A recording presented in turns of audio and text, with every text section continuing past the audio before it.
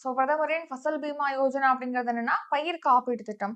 So இப்போ திடீர்னு பார்த்தீங்கன்னா, அதிகமான மழை பெய்யுறது, வெள்ளம் ஏற்படுறது, நிலச்சரிவு ஏற்படுறது, இந்த மாதிரியான காரணங்களால பயிர் விளைச்சல் ஏற்படாம போயிடுது. இல்லன்னா பயிர் சேதம் அடைஞ்சிருது அப்படிங்கிற டைம்ல பார்த்தீங்கன்னா, விவசாயிகள் வந்து பாதிக்கப்படுவாங்க. ஸோ அடுத்தது அடுத்து அவங்க விளைவிக்கிறதுக்கும் அவங்கள்ட்ட கையில பணம் இருக்காது. இப்போ இது விளைஞ்சு அதன் மூலமா அவங்களுக்கு கிடைக்கக்கூடிய பணத்தின் மூலமாக தான் அடுத்து அவங்க விளைச்சல் நடத்துவாங்க. ஸோ இது வந்து பாதிக்கப்படுது. ஸோ அப்போ அந்த டைம்ல விவசாயிகளுக்கு உதவுறதுக்காக தான் இந்த பிரதமரின் ஃபசல் பீமா யோஜனா வந்து லான்ச் பண்ணியிருக்காங்க. இப்போ இந்த ஸ்கீம் பார்த்தீங்கன்னா 2025 டூ 26ஆம் ஆண்டு வரைக்கும் நீட்டிக்கப்பட்டிருக்கு. பிரதமரின் ஃபசல் பீமா யோஜனா ஷார்ட்டா வந்து பிஎம்எஃபிஒய் அப்படின்னு சொல்லுவோம். இது வந்து நம்ம நாட்டுடைய மிகப்பெரிய பயிர் காப்பீடு திட்டம். ஸோ பயிர்கள் விளையாம போயிருச்சு அப்படிங்கிற டைம்ல அதுக்கு வந்து காப்பீடு அளிப்பதற்காக இந்த ஸ்கீம் வந்து லான்ச் பண்ணியிருப்பாங்க. 2016ஆம் ஆண்டு பிப்ரவரி 18ஆம் தேதி இந்த திட்டமானது தொடங்கப்பட்டது.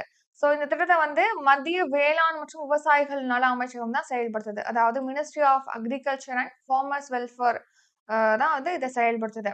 ஸோ இப்போ எதுக்காக இந்த ஃபசல் பீமா யோஜனா அப்டின்னா, நான் முன்னாடியே சொன்ன மாரி பயிர் சேதம் அடைஞ்சிருச்சு, பயிர் வந்து விளையல அப்டின்னா, அந்த டைம்ல விவசாயிகளுக்கு வந்து காப்பீடு அளிக்கிறதுக்காக இந்த ஸ்கீம் வந்து லான்ச் பண்ணாங்க. ஸோ ஒரு நிலையான வருமானத்த வந்து உறுதி செய்வதற்காக இந்த ஸ்கீம். ஏன்னா, இப்போ விளைஞ்சிருச்சுன்னா அவங்களுக்கு வருமானம் அவங்களுக்கு வந்துரும். இப்போ பயிர் விளையல அப்டிங்கிற டைம்ல இந்த காப்பீடு மூலமாக அவங்களுக்கு பணம் வழங்கப்படும். ஸோ அந்த காப்பீடு வழங்கப்படும். ஸோ அந்த பணத்த வச்சு அவங்க அடுத்து விளைவிக்கலாம். அவங்களுடைய வாழ்வாதாரத்துக்கு அத யூஸ் பண்ணிக்கலாம். ஸோ ஒரு நிலையான வருமானத்த விவசாயிகள் பெறுவதற்காக ஒரு வகை செய்யணும் நோக்கத்துல தான் இந்த ஸ்கீம் வந்து லான்ச் பண்ணியிருக்காங்க.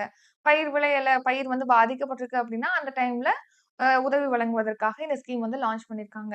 இப்போ இந்த ஸ்கீம் 2025 டூ 26ஆம் ஆண்டு வரைக்கும் எக்ஸ்டெண்ட் பண்ணியிருக்காங்க 1 வருஷத்துக்கு.